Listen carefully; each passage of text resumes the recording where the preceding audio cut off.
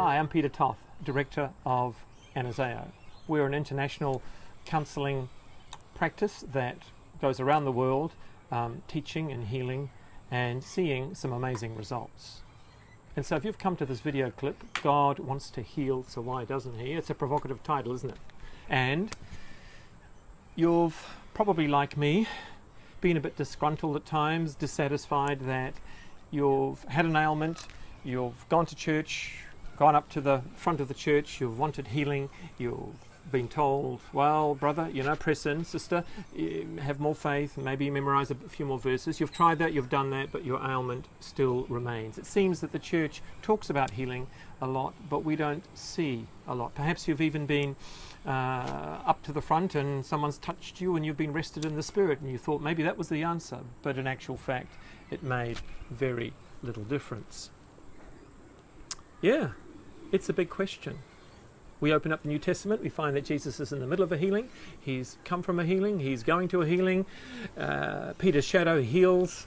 And really we're finding today, 2,000 years later, well, healing isn't like it is in the New Testament. Now there are answers to those questions. And healing can be more prevalent than what it is. Why does God heal in the third world countries? He seems to do miraculous stuff, New Testament stuff in fact, but come to the first world countries, Australia, New Zealand, America, etc., and you know what?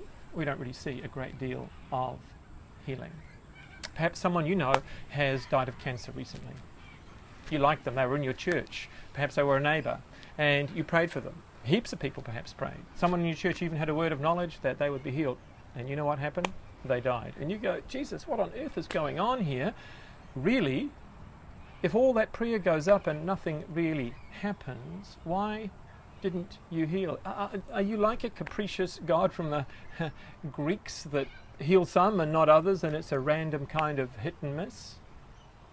Is healing just confined to the sporadic, the occasional, the random? Or in fact, is healing something that we can expect? Something that's much more certain when we approach it more methodically?